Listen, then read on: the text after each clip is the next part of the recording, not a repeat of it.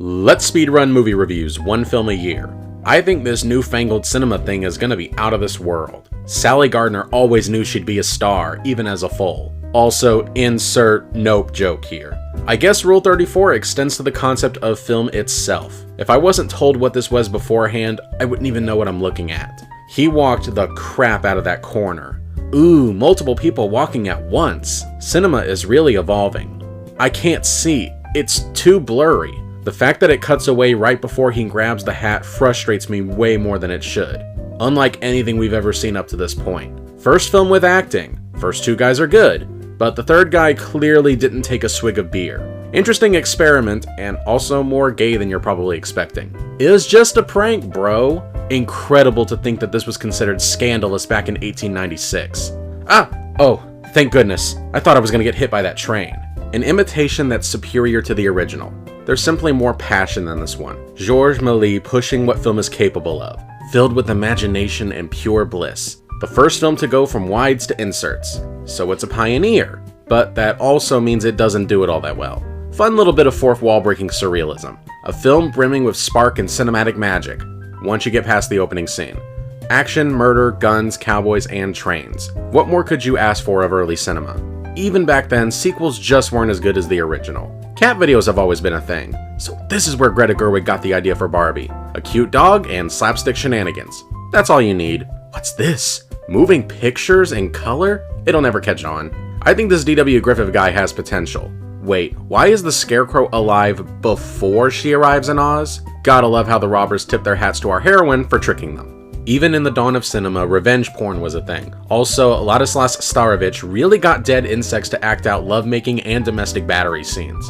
Well, there certainly was suspense. Some really inventive use of camera angles and split screens here. Probably the first real film. The scope of this thing is just massive. Undeniably influential in terms of pioneering filmmaking, but the story didn't age well.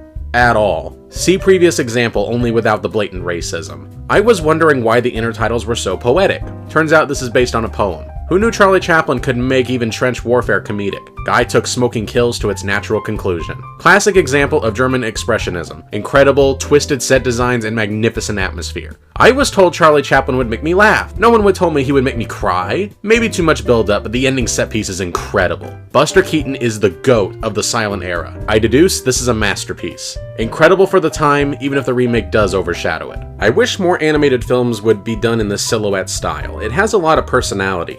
Pure emotion distilled into visual storytelling. Maria Falconetti immortalized the Joan of Arc even more than she already was. Give it this. This is a nice foreshadowing of the dull, bland, safe movies Hollywood would churn out. Better anti-war movies would surpass it, but it's hard to deny its impact. I think this is Chaplin's masterpiece. One of the most scathing and impactful social commentaries ever put to cinema. Even today, seeing these stop-motion effects are a spectacle to behold. Quintessential old-school rom-com and the unintentional birth of Bugs Bunny. Colors will distract from how flat the story is, right? Delivers exactly what it promises to Fred Astaire and Ginger Rogers fans. When this movie is on fire, it's on fire, but some of the bits go on too long. The definition of screwball farce. A true example of an American epic. Sprawling, great performances, and packed with passion. Probably one of the earliest mainstream examples of exploring poverty without any gimmicks. A towering achievement for Orson Welles, and films in general. The comedy Americans needed at the time. And even today, this still stands as being a fantastic farce. Iconic. Movie magic flows in every frame. Out of all the straightforward film noirs, this is probably the best. Perfectly good fluff. Never have I seen something so convoluted and confusing that I was 100% invested in. A solid, charming little fish out of water rom-com, albeit with a third act misunderstanding that lasts for an entire year. The OG Black Swan. James Cagney can only be described as a tour de force. The most delightful story about a descent into madness you'll ever see. Yeah, that leech scene made me so queasy. This really was an early game changer for the Western genre. Deeply cynical and lacking any shred of romanticization. Yes, this is where the infamous kissing on the beach scene came from, and the film itself is a good, if overlong, military drama. The main army plot is intriguing and riveting. The romance subplot is unbearable. Daring for the time, but it comes across as cliché now. In the contest of biblical epics, second place is nothing to sneer at. Tight, gut-wrenching, brilliant. The cinematic equivalent of a downward spiral. Dizzying, maddening, and subtly terrifying. Nobody is perfect, but this movie's pretty close.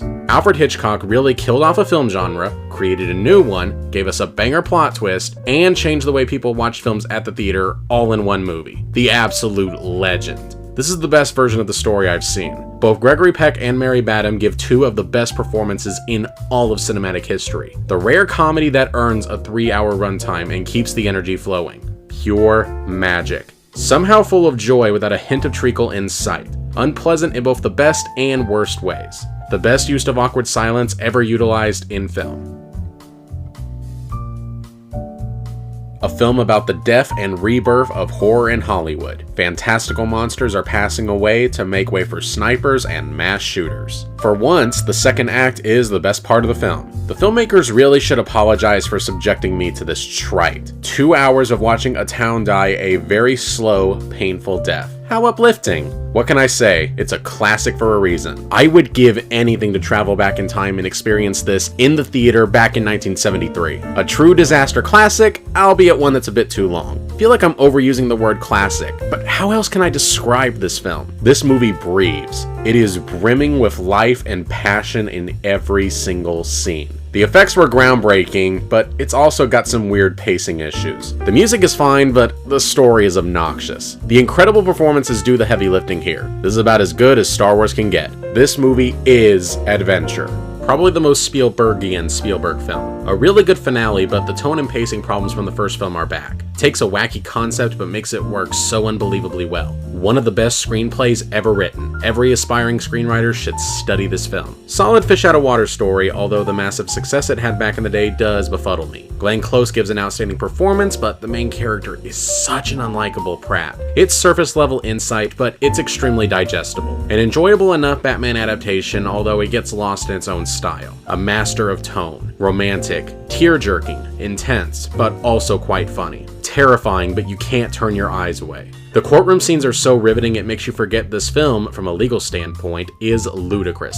The quintessential chase film. It's hard to explain why this one works, it just kinda does. One of 3 films where it's acceptable for a man to cry. Popcorn entertainment at its cheesiest and most gratifying. Sometimes melodrama works if you actually know what you're doing. This is a sheer spectacle. All war films nowadays are compared to this one, and rightfully so. And thus the career of one of the most fascinating directors was born. Any film that makes you sad over a volleyball being lost at sea is doing something right. Michael Bay's Titanic. It's just as bad as it sounds. A solid rom-com, although it's weird that audiences latched onto this like they did. High-concept comedy that has funny ideas and the right actors cast. A bold vision for sure. Intimate, sweeping, and oh so very brutal. Pretty sick. It's amazing that this was considered controversial back in the day, because this is too dumb to take seriously. The theatrical ending is a travesty that ruins the entire film preceding it. A magnificent virtuoso. Everything is brilliant, especially Heath Ledger. Wes Anderson's style just meshes perfectly with both stop motion and Roald Dahl. A perfect dance between Natalie Portman's demented performance and Darren Aronofsky's twisted direction. I really wish that David Fincher and Rooney Mara could have gotten around to finishing out the trilogy. A good adaptation of a great book, but way too much shaky cam. Would have been great if this ran about half an hour shorter. Just about perfect. Exhilarating, creativity abounds. This is the kind of sci-fi that I live for. I don't think Jordan Peele will ever top this. Has one great terrifying scene, but the rest is pretty mid. A mostly clever whodunit, even if it doesn't quite make it down the home stretch. I liked it. I think this desperately needs a rewatch. Doesn't really work as a satire or a comedy or a story, so there's not much of value here. Quotable, smart, and very funny. An utterly delectable pitch black comedy that has real bite. By all accounts, this shouldn't have worked, but man did it really work. Subscribe for more reviews.